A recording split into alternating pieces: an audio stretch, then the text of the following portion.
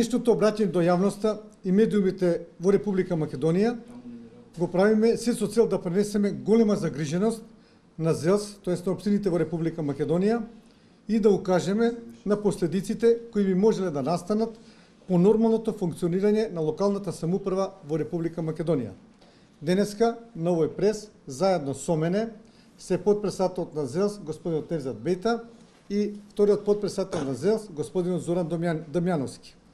Денес ви се обраќаме ние тројца, не само како градоначалници, туку пред се како председател и како потпредседатели на општините во Република Македонија, со што сакаме да испратиме порака за воедначен став и за иста загриженост за она што се најавува дека ќе следи, а е поврзано со локалната самоуправа во нашата држава.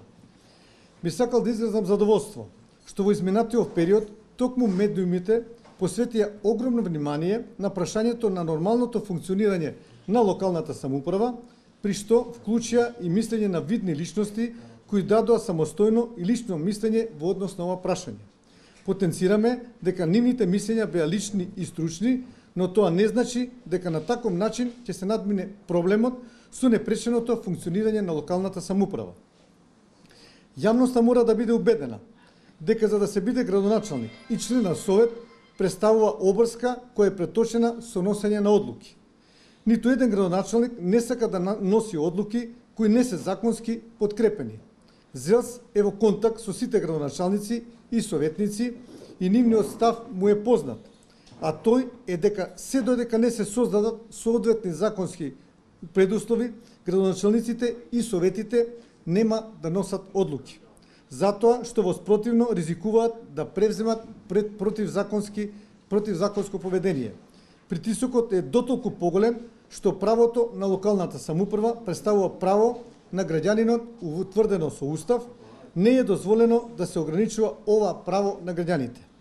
Законската рамка со која се уредува прашањето на траењето на мандатот на членовите на Советот и на градоначалниците се Законот за локална самоуправа и Изборниот законник, како и Уставот на Република Македонија. Во членот 35 од Законот за локална самоуправа се утврдува дека членовите на Советот се избираат за време од 4 години, сметано од денот на превземањето на функцијата со акт на Државната изборна комисија. Но со членот 49 од истиот закон се утврдува дека градоначалникот се избира секоја 4-та година на непосредни избори, додека со членот 52 од истиот закон се утврдува рокот од 7 дена за превземање на должноста на ново избраниот градоначалник од претходниот градоначалник. Сакаме да укажеме и на Изборниот законник, со кој во член 16 став 1 се утврдува дека локалните избори ги распишува председателот на собранието и истите треба да се одржат по првата половина на мај. Министерството за локална самоуправа и Министерството за правда го известија ЗЕЛС во текот на месец март дека применувајќи ги одредбите од Изборниот законник и од Законот за локална самоуправа, мандатот смета дека треба да престане на 15 мај оваа година. Постапувајќи по ова толкување, издадено од овие два органи на управата, нашиот страв е дека ќе настанат последици по нормалното функционирање на локалната самоуправа, одното истата нема да може да ги извршува своите функции со оглед на тоа дека ниту Советот ќе носи одлуки, ниту градоначалникот ќе има право истите да ги спроведува или да одлучува за права и обврски кои му се утврдени како надлежен со посебни закони. Ова го правиме, пред се сакам да потенцирам дека ова го правиме во интерес на граѓаните, бидејќи не можат да ги остваруваат своите права во локалната самоуправа. Ќе ги споменеме само некои од тие клучни надлежности, иако со посебни закони се уредени повеќе изречени надлежности на општините и на градоначалникот. Значи, нема да можат да се издаваат градежни дозволи. Градежното земјиште со кое управува локалната самоуправа веќе нема да се оттуѓува или да се дава под закуп. Околу 5000 вработени во локалната самоуправа нема да примаат плата.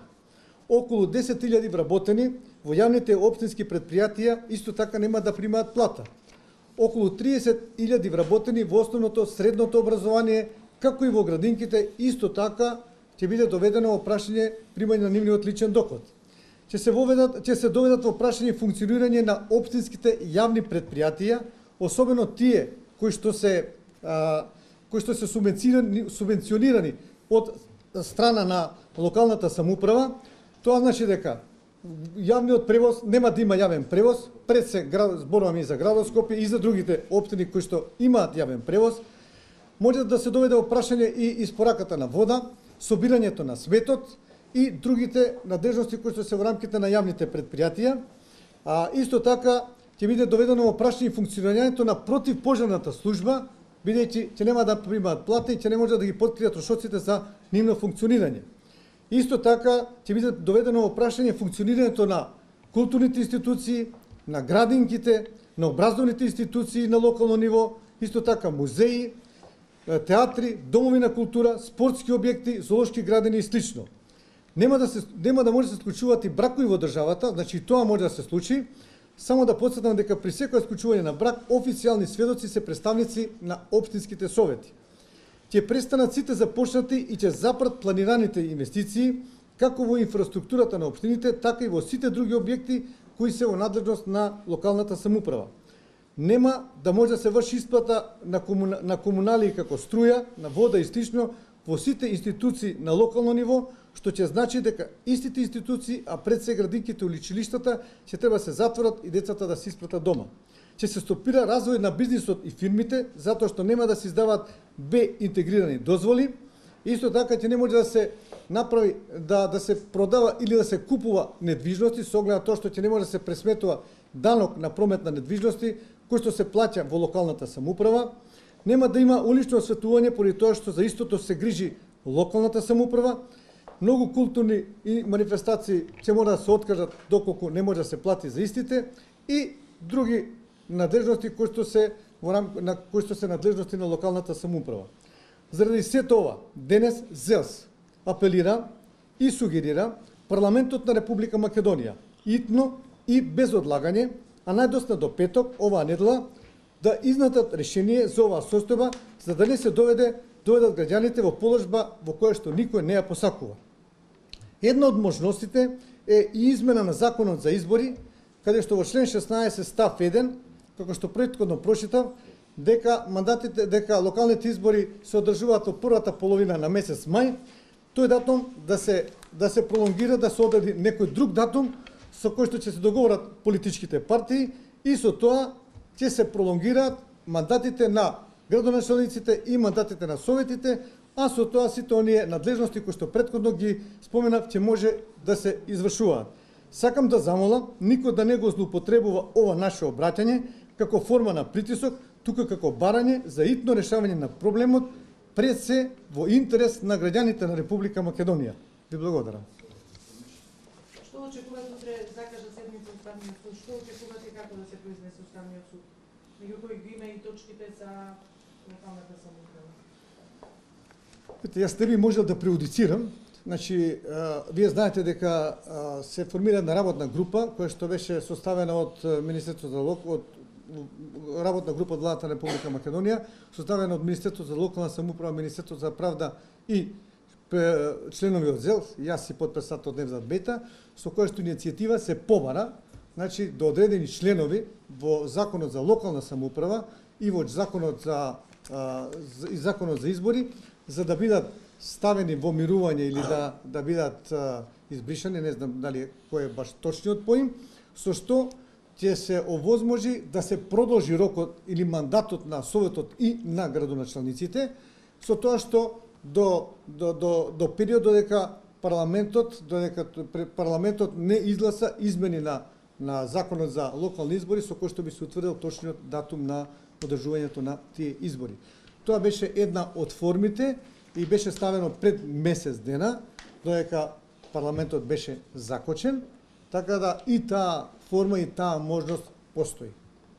Како очекувате, господин Трановски, во петок да се реагира кога се уште имаме компликации во однос на свикување на седница и формалност на парламентот и парламентарното мнозинство?